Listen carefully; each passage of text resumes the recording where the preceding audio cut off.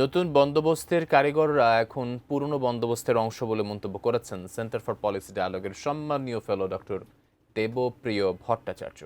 এই সরকার নিরপেক্ষভাবে নির্বাচন করতে পারবে কিনা এমন প্রশ্ন তুলেছেন তিনি। সকালে নাগরিক প্ল্যাটফর্মের মিডিয়া ব্রিফিং অনুষ্ঠানে তিনি আরও বলেন, পুরনো বন্দোবস্তের সবচেয়ে বড় রক্ষক আমলাতন্ত্র। আরও জানাচ্ছেন গোলাম কাদির রবু। সেটা আমাদেরকে উজ্জীবিত করেছে।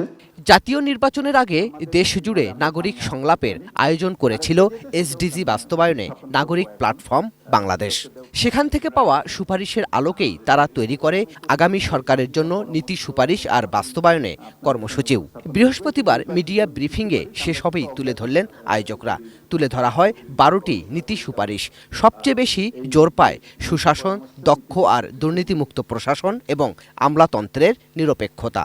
আমাদের দাবি হলো যে যারা নাকি জনপ্রতিনিধি হবেন তারা প্রতি 6 মাস অন্তর অন্তর তাদের কনস্টিটিউয়েন্সিতে তারা কি করলেন 6 মাসে সেটা তাদের জানাতে হবে এবং জনগণের মুখোমুখি হতে হবে। এটাকে সাংবিধানিকভাবে এটাকে বাধ্যবাধকতামূলক করতে হবে। এবং তৃতীয় যেটা সেটা হলো যে যদি কোনো জনপ্রতিনিধি তার কাজ না করেন তাহলে রিকল সিস্টেম। ক্ষমতার নয়, সমতার চেয়ার। এসব সুপারিশ বাস্তবায়নে নাগরিক প্ল্যাটফর্ম তুলে ধরে জাতীয় কর্মসূচিও। দারিদ্র পরিবারের জন্য মাসে 4,500 টাকা প্রণোদনা, যুবকদের জন্য জামানতবিহীন ঋণ, কৃষকদের জন্য স্মার্ট কার্ড, স্বাস্থ্য কার্ড, সমন্বিত কর ব্যবস্থাপনা, সমন্বিত তথ্য ভাণ্ডার সহ 10টি জাতীয় কর্মসূচির প্রস্তাব তুলে ধরে নাগরিক প্ল্যাটফর্ম। শুধুমাত্র কতগুলো আকাঙ্ক্ষার বিষয় না, এটা আমরা তৈরি করার চেষ্টা করেছি যে একটা যেন বাস্তবায়ন কৌশল হিসেবে এটা আসে এবং এটার আর্থিক সক্ষমতা আমরা বিচার করেছি, এটা কি প্রাতিষ্ঠানিক কাঠামোতে বাস্তবায়ন হবে সেটা দেখেছি এবং সেটার ক্ষেত্রে কি ধরনের ঝুঁকি থাকতে পারে যেটাতে আমাকে চিন্তা করতে হবে সেই বিষয়টাকেও আমরা তুলে আনার চেষ্টা করেছি। নতুন বন্দোবস্ত নিয়ে হতাশার কথাও তুলে ধরেন তারা।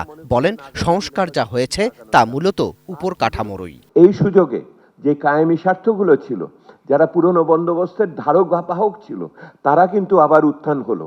ওই যে বলছেন ব্যবসায়ীরা পালিয়ে গেল, রাজনীতিবিদরা আত্মগোপন করলো আর আমলারা ফিরে আসলো। কারণ এই পুরনো বন্দোবস্তের সবচেয়ে বড় রক্ষক হলো ওই আমলাতন্ত্র। ওনারা নাগরিকদের সুরক্ষা দিতে পারলেন না। এখন প্রশ্ন হচ্ছে ওনারা কি নিরপেক্ষভাবে নির্বাচনটাও করতে পারবেন কিনা ঠিক মতো, সেই প্রশ্ন এসেছে।